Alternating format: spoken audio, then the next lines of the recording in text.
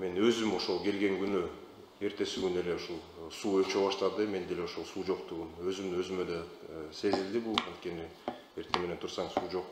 Бул азыр 21-кылымда суу жок деген түшүнүк болбош керек деп ойлойм.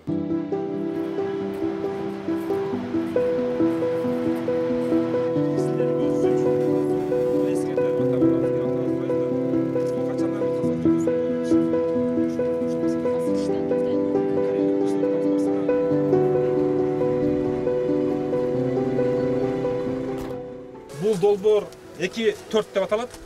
2 километр 400 метр. Турба тартып келебиз.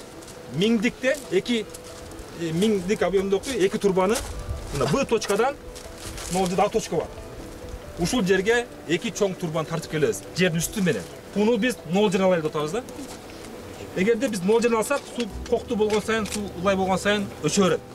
Эгерде биз 0 жерге жылдырсак, булатынаны ушундай жылдырсак, анда биз мына ошо 2 коктуудан кутулабыз. То есть баягы жамгыр жаганда биз мен айткан жанакы карьерлерде түшкөн кумдардан кутулабыз. Дагы ачык айтайын, 80% чечет. Эмне үчүн 80%? Бул жактан кээде суу булганат. Ош шаары жылына 30 жолу суу өссө, 25 жолу мына жерден өчкөндөн улам, жок дегенде бир 25 жолу суу өчүүдөн кутулабыз деген долбоор ушул.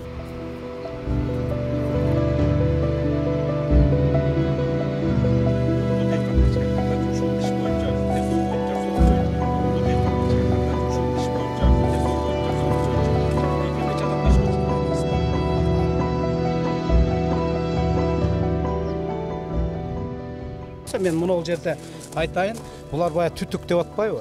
Бул жерде мына тоо тектерин өзү түсү эле айтып турат. Мына эң негизги сай мына бол да, мынакей. Мына сайдан келген бай үйдөй таштар кулап, эгер наружной деп атат. Уктуңар, баягы түтүк үстүнөн талкалап кетип, үйдөй таш, машинадай таштар жөн эле кулап келет да бул жер.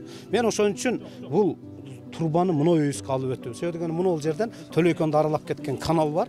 Ошол каналды кеңири кылып туруп эле азыр баягы бетонный конструкциялар П-образный эмени көбөйтүп эле ошого кошо көмүп кетсе, биз ушул сунуштарды айта алдык. Альтернативный бир пикирлерибиз бар. Себеби дегенде биринчиден мына дарактар канча дарактар кыйылат бул жакта. Анан кыртыш, тегил жерде аскалуу таш породалар. Аны казышка өтө оор болот эми. Туннел казып өтө кандай болот. Андан көрө жеңилирээк ошол жана айтып атпайбы, тендерге кандай утуп алат. 3 миллион берсе, мүмкүн 1,5 миллионго бүтүрө турганды биз сунуштап атабыз.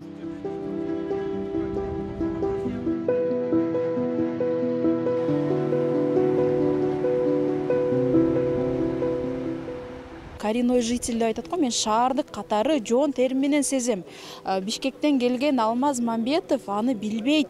Бизде суумас. Бирок өзү келгенде пиар үчүнбү, хайп үчүнбү мен ушул Ошко таза сууну чыгарып коюп кетем деп айтканда, кана ошол таза суусу кана. Бул макеттерди мен ынанбадым, мага жакпады. Бул жөн эле көз боемочулук, келип бизди жарандарды, активисттерди, журналисттерди алып келип бизге көрсөтүп эле койду. Айтор таза суу маселеси мына жылдан жылга эле чечебиз дейт, бирок акчаларды эле чечип атышат, бирок суу маселесин чечкен жок. Гранттардын ошол акчасын эле чечип алып атышат.